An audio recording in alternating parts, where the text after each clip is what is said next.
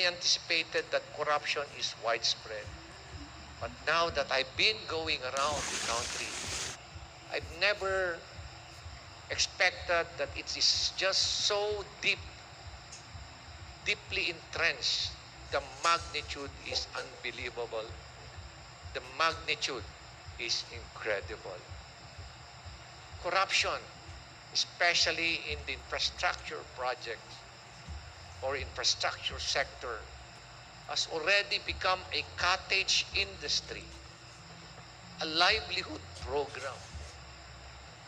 Sa dami ng pinuntahan namin mga projects, wala ni isa kaming nakitang maayos. And these are in hundreds of millions of pesos. Ibig sabihin yan, it has become so systemic, highly organized, highly syndicated. Nakakalungkot isipin na itong mga taong ito, sinisira nila ang kinabukasan ng ating bansa. And please, let us not allow this passion to address corruption short-lived. It should be a long-term engagement.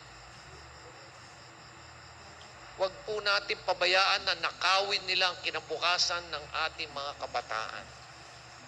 Huwag natin pabayaan na nakawin nila ang kinabukasan ng ating bayan.